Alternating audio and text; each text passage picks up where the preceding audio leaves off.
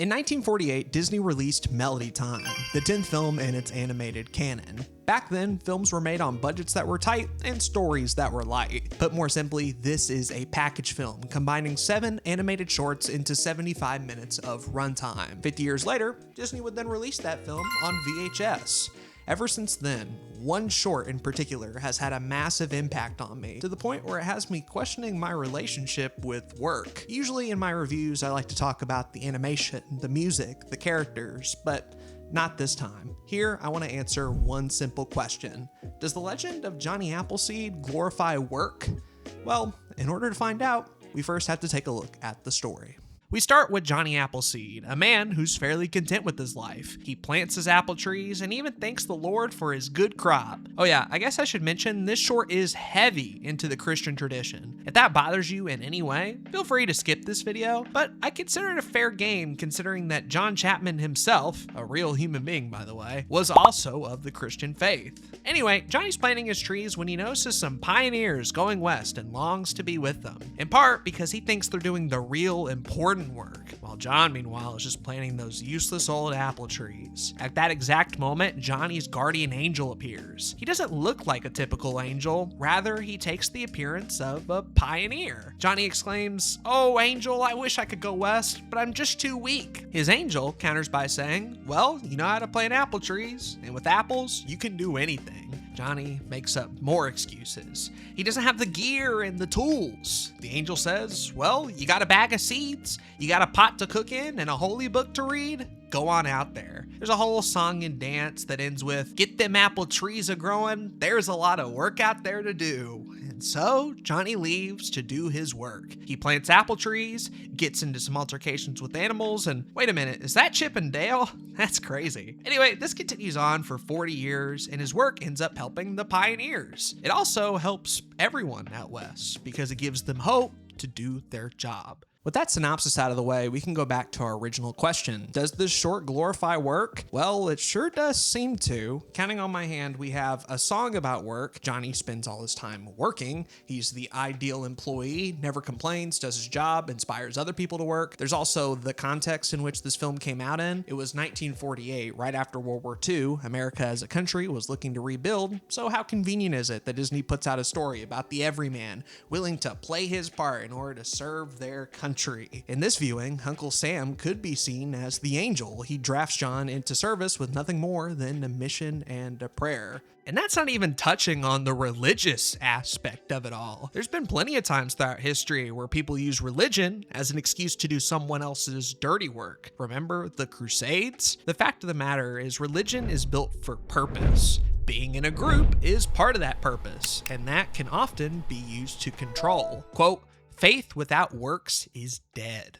All this begs the question, did Johnny even have a choice in the matter? I mean, he lived a content life beforehand. He probably would have spent the rest of his days on the farm if it wasn't for a little pioneer mania and an angel singing a song and dance about the importance of work. He spent 40 years of his life planting apple trees, which is nothing short of grueling. Yet, as an audience member, it's hard not to be inspired. Like, I could live this life if I dedicate myself to service. Think of the legacy, think of the impact, think of the fun songs. I could have a day named after me. It's all a little bit manipulative. With the evidence I've given you, this should be a closed case. The Legend of Johnny Appleseed is guilty as charged. It does nothing but glorify work and serves as propaganda for Christianity as well as the USA. Objection!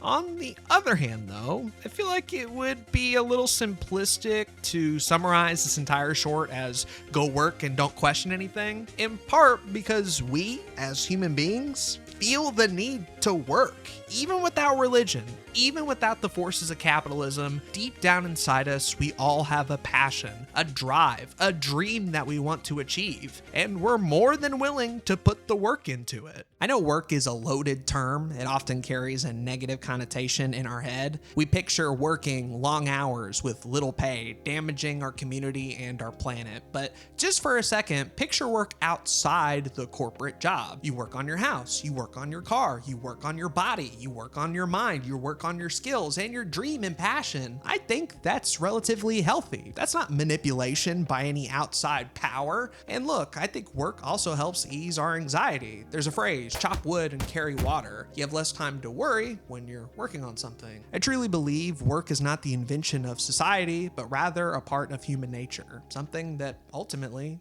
connects us all. If we're willing to give Johnny the benefit of the doubt and assume that he has more choice in the matter, we can tackle this entire short from a different lens, a lens of human nature rather than propaganda. For one, this work that he's doing isn't from a company. John sees the pioneers and wants to follow in their footsteps. It's no different than having an idol, right? The only thing that stops him from doing the work isn't a paycheck or willingness to survive. Instead, it's self-doubt, which to me sounds a lot more like a personal calling rather than work for the sake of work. For two, I don't think Johnny's the ideal employee. I think that's just his personality. There's a line that's repeated by the narrator 2 times in this short. A little man, and all alone, without no knife, without no gun. Johnny plants some apple trees, runs into animals, and when he gets along with them, we get the quote a second time, only slightly different. He was the very first to come, without no knife,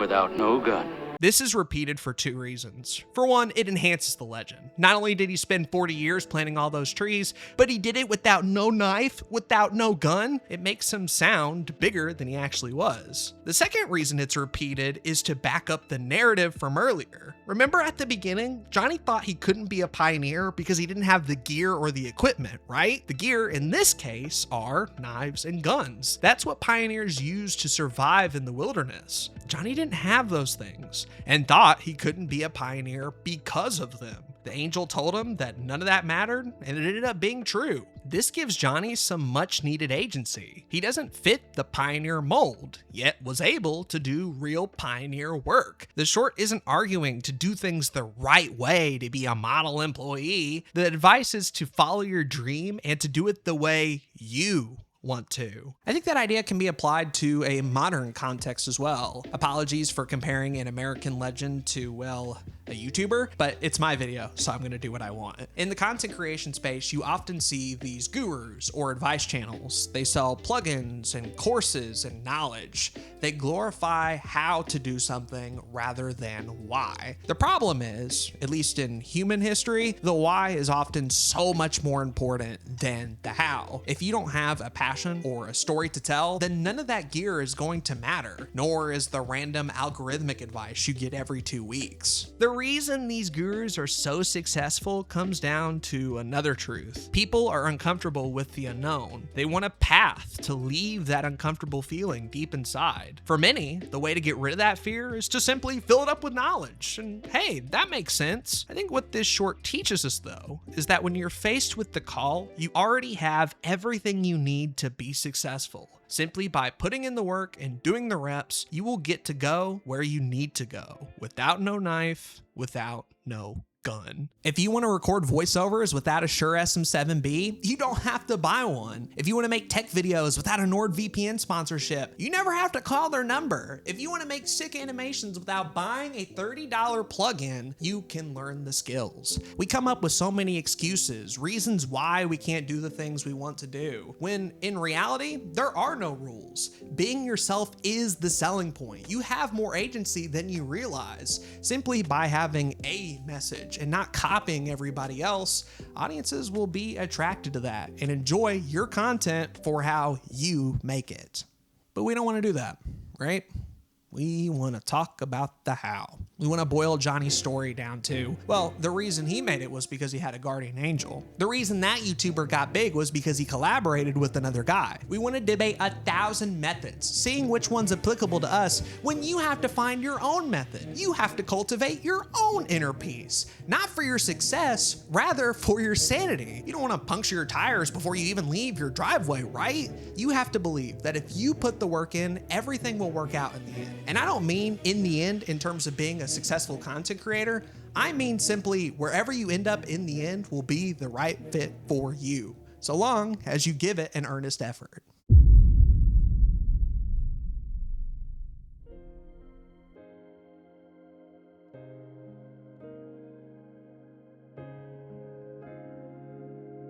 With all that being said, I think it's time we talk about that final scene. Johnny is sitting under a tree with a bunch of animals. The angel tells him, "Wake up!" And so he does. But it's not his body that gets up, it's his spirit. He's sad for half a second, but then something interesting happens. That sadness quickly turns into anger. Johnny's angry about all the work he didn't get to do. But then the angel says, "Hey, we're mighty short on apple trees up there." And with that, Johnny is invested. They sing the song from the beginning. Get them apple trees a-growing, there's a lot of work out there to do. And in the final shot, we see a bunch of apple trees on Earth slowly transition into clouds, implying that those clouds are actually apple blossom trees planted by John. I think there's two ways to look at this final scene, and it all comes down to your interpretation. If you're in the camp of believing that this short glorifies work, well, here's the final nail in the coffin. Johnny, after all his work has been done, still cares about his job more than anything else. That's one interpretation. Here's another. I think Johnny's response is true for most creators. When people think of artists, they think they're in it for the fame, the recognition, the money. There's an idea that if you put in all this work, you'll be rewarded for it. What I find though, especially with people who've done it for a long time, who are really good at their craft, is that the process ultimately becomes the biggest joy. It doesn't matter what the response to any piece of art is, as long as you continue to learn and improve, that chase will always be more satisfying than the end result.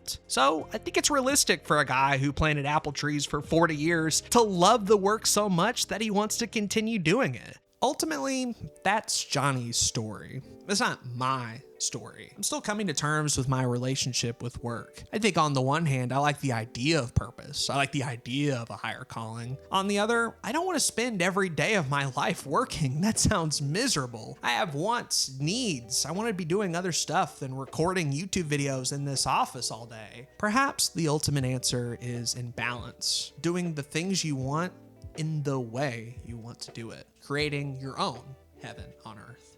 That's just my takeaway though. I want to know, what do you guys think of this Johnny Appleseed short? Do you think that it's just simply nothing more than work propaganda? Or does it touch on a personal aspect of human nature? Curious to hear your thoughts.